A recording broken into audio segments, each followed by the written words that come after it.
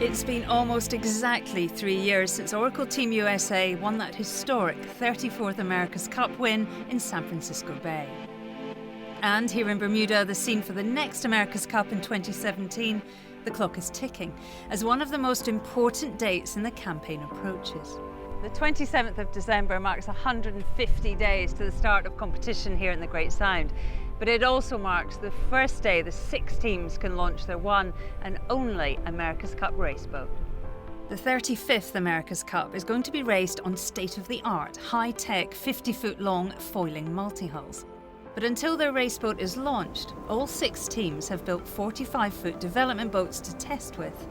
It's on these boats that the technology and the systems to drive it is being shaped. The pressure is on to build the fastest machine. What you see here is our development program to lead into that boat. So we're limited on how many foils we can make for that boat. Everything you see is the testing and development phase to take that learning to use it for the 50 for our one shot for the Cup boat.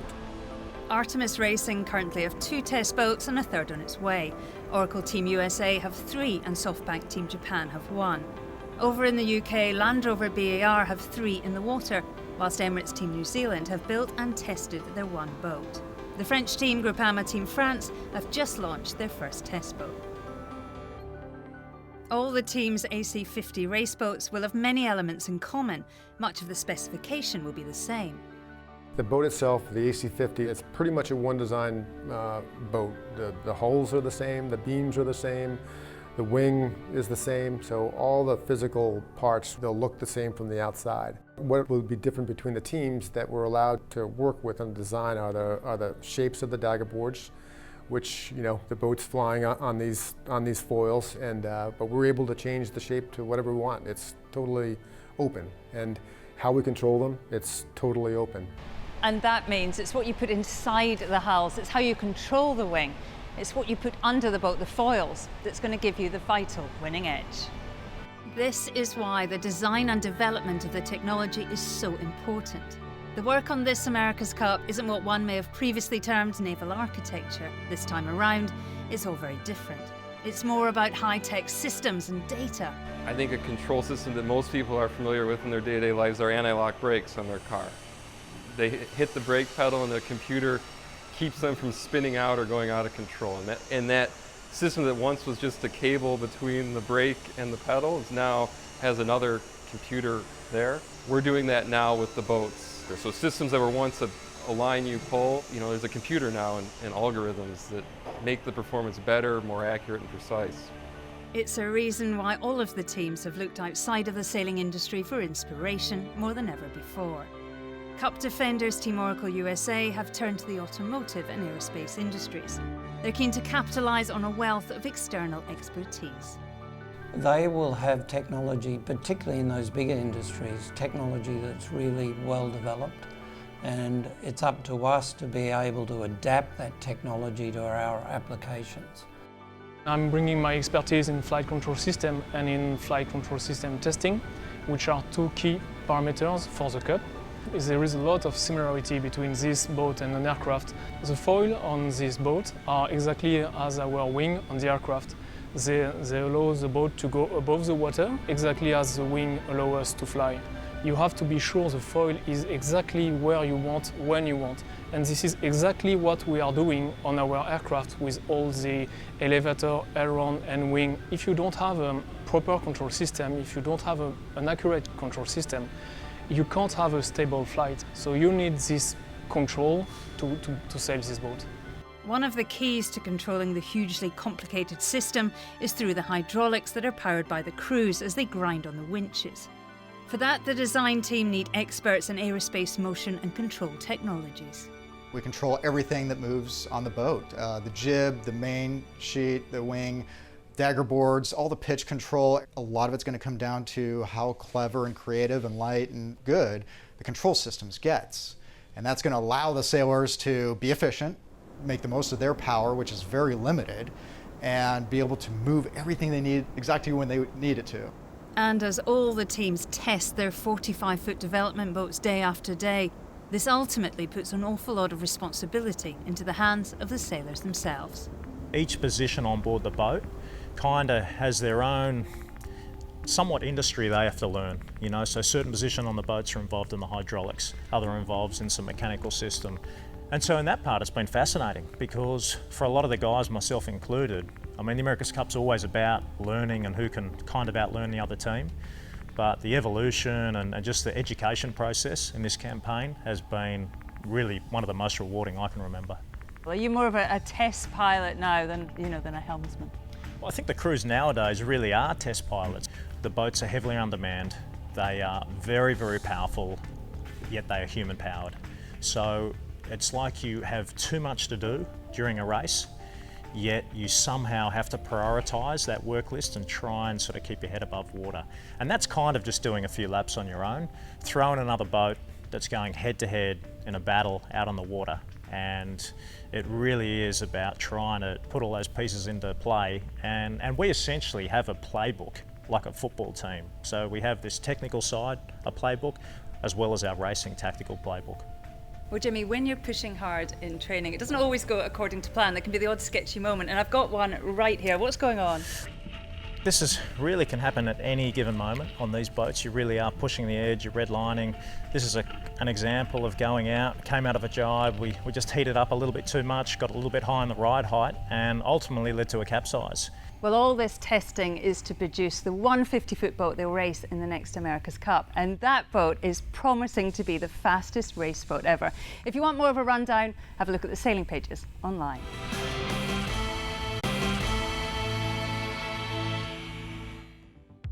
This month on Mainsail, we're looking at the race to build the ultimate sailing machine, the fastest competition boat ever built. 6 teams are all constructing foiling 50-foot multi-hulls that they'll enter in the 35th America's Cup next June. 3 of those teams are based here in Bermuda, where the competition will take place. As a new team starting up late, we've been very fortunate to be in the position of buying a design package from Oracle. My job really is to work between taking that design package and looking at the requirements specifically of our sailing team. So the ergonomics of our boat are different. We're running our own foil design program, because our guys are looking to sail the boat in a certain way, have certain priorities. The latest incarnation of America's Cup boats are at the cutting edge of technology, but it's the human interaction with the technology that is paramount. As a designer, my greatest resource in this team is the sailing team. We have a huge ability to get out in the water and test. In Dean, we've got the best test helmsman in the world. It's not like motor racing or some of these other sports where you've got a known quantity in the track. We've got so many variables with the conditions, the density of the wind, the water temperature. When you're looking at things which are more performance related, gut feel is very key, but you still want to be able to try and qualify how good that is. The sailors are constantly giving feedback on the boat's performance and are fully aware of the limitations of both the boat and themselves. You're always pushing the boundaries of the limits of the equipment. At some point you'd imagine it's going to be pushing the limit of the ability of the sailors to be able to manage the boats, and the rules for us right now, they expressly prohibit the ability for the boat to be flown effectively by computer. So the principle that we still maintain is manual input. As a sailor, you're pushing the boundaries of what you're capable of and really how well that will get the boat around the course. If the wind is blowing, the teams take every opportunity to test their development boat. The tension is obvious as they prepare to get out on the water, their attitude and posture showing they mean business. Before they dock out, there has to be thorough pre-flight checks. This is advanced stuff.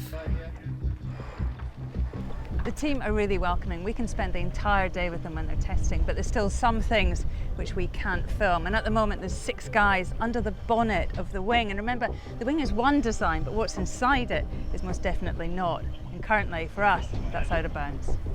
With every minute of practice time, the boat's performance and its crew are monitored by a flotilla of chase boats. We're following the boat around the Great Sound, and it is sending huge amounts of data to here, to the computers on this boat, which they can then analyse at any time. Oracle Team USA and Artemis Racing are also regularly out on the water here, racing multiple test boats, often against each other. They too are constantly getting digital feedback. The data that comes off the boat to us here on the performance chase boat is really everything. If you can measure it, we'll be collecting that data, and it runs from simple things like what's the wind doing, how fast is the wind blowing, what angle is the wind blowing. We measure the pressure that the wind creates on the wing. We measure the motion of the boat. We also measure the crew's power output on the winch handles. We measure what the hydraulic systems are, who's pressing which buttons. All of this is being monitored all the time, and sometimes it's as simple as just watching the boat while you see the numbers beside it, because on the boat they've got no chance of seeing anything. They're really just basically reacting to the motions of the boat. To get a real feel of what the next generation of America's Cup boats will be like, I've been given rare access to go aboard SoftBank Team Japan. A bit nervous about all this, quite fresh. It's a real privilege to get the opportunity to see the team test and how the boat performs. Stepping onto one of the fastest boats in the world is pretty awe-inspiring. And within minutes you understand why these boats are compared to Formula One. We're sailing around the Great Sound here at over 40 miles an hour.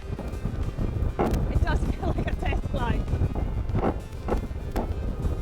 I think back to an Olympic campaign, like the information I could have gathered in a whole 4-year cycle is probably the equivalent of what they're getting off in 1 minute here today.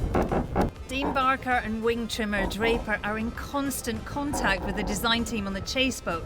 The efficiency of learning is impressive. This is developing equipment like the sailing world has never ever seen before. The quantity of information, the pace of learning, the speed of the boat, quite something. The SoftBank development boat certainly is impressive, but the pressure continues to be relentless in the race to build their AC50. Everybody is aware of the ticking clock. They know that every minute spent out there testing what's going on in this boat is a step closer to having an edge come next year. With these highly complex boats, the lead time from design to construction can be fairly long. So if there's one piece of equipment all the teams could do with, it's a crystal ball. To launch in January, we need dagger boards in the boat. The dagger boards for that 50 take roughly 3 months to construct. So you're really sort of going, actually we're only 3 or 4 months away from a first AC50 dagger board decision. So what's unique about these boats, I guess, is we have roughly 4 square metres of wetted area in the water when we're up and foiling. Small changes in that 4 square metres can make pretty big differences. I need to try and imagine the board that's going to work with the control system I'm going to have 9 months from now, rather than the one I've got today. We've got one chance to get it right for the next America's Cup. You are making a lot of design choices which you can't undo, and if they're fundamentally wrong, then you've got probably a bit of an issue to try and undo those. So hopefully it behaves exactly as you'd expect it to. In part 3, we're in the UK, looking at how the British America's Cup team Land Rover BAR are working with their technology partners. But for now, let's take a look at who was making the headlines in Rio 2016. Great Britain emerged as the top sailing nation at the Games, with Giles Scott fulfilling his dream to win gold in the Finn class. Hannah Mills and Saskia Clark also secured a gold medal in the 470, 4 years after winning silver at London 2012. Windsurfer Nick Dempsey came away with a silver, his 3rd Olympic medal. Local sailor Martina Grael and her crew Kahina Kuntz won Brazil's only gold sailing medal in the 49er FX, delighting home fans. In the 49er class, it was a battle between America's Cup sailors Pete Burling and Blair Took and Nathan Outridge and Ian Jensen. They had faced each other at the London Games in 2012, when the Australians came out on top. This time the tables were reversed, and Burling and Took proved why they were the favourites, taking gold with ease. But perhaps one of the biggest sailing victories of the Games was when 54-year-old Santiago Langa won gold in the new NACRA class. He was up against sailors half his age and had recently recovered from having a lung removed due to cancer. A truly remarkable achievement for the Argentinian, who was sailing with Cecilia Carranza Saroli.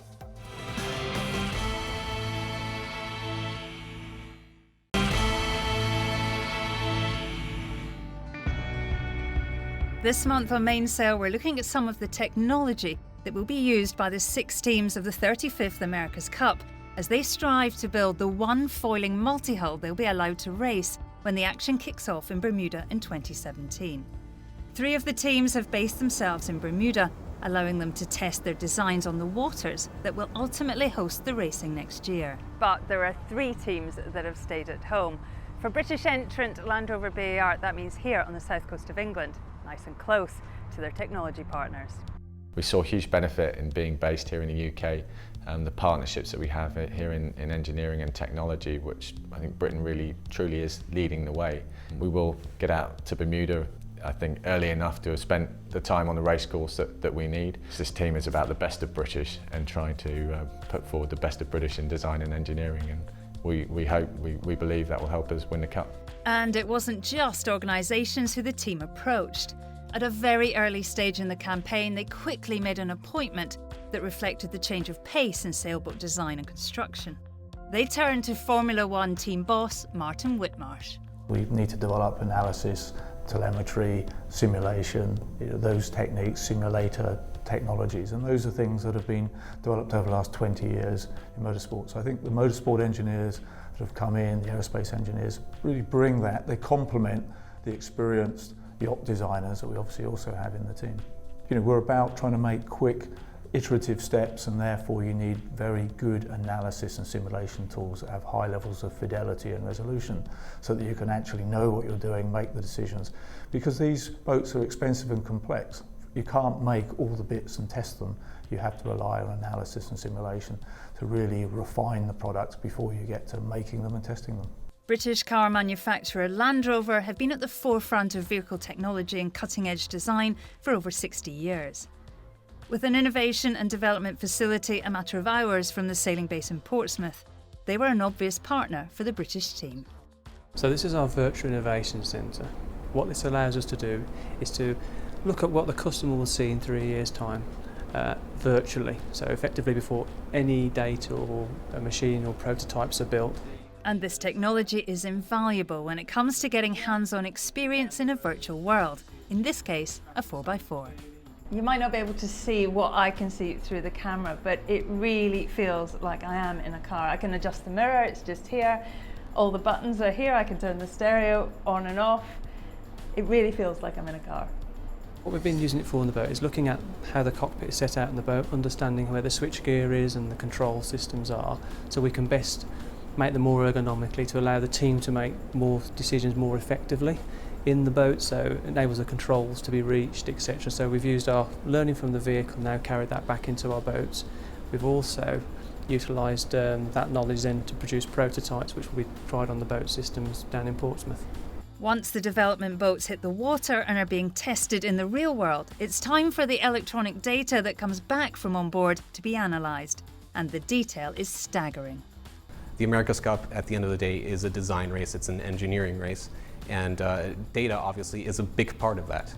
It allows engineers to make informed choices about what bits and pieces of the boat to work on, what bits and pieces to improve.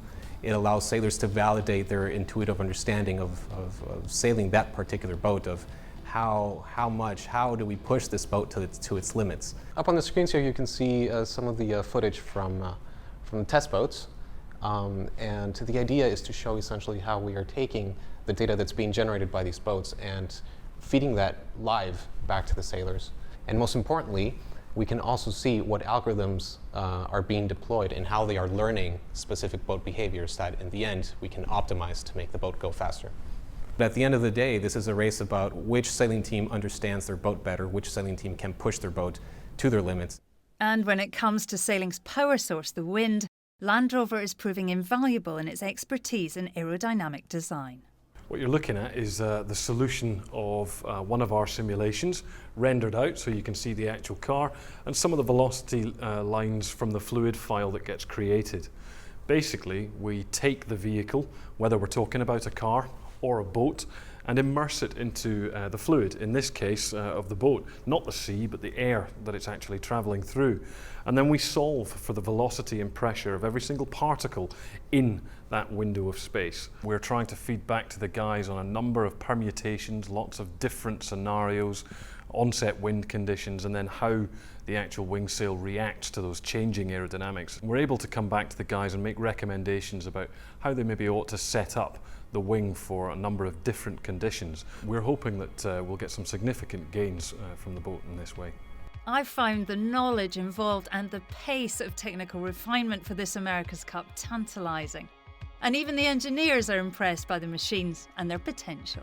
The foiling itself is a fantastic thing to watch, and an amazing explosion of hydrodynamics that you're actually seeing happening there, lifting these 2.5-ton boats out of the water on something the size of a desktop. It's unbelievable, really. This Cup, it seems, more than any other, has been presenting design problems that require such a high level of expertise, such a high level of excellence in such very specific applications.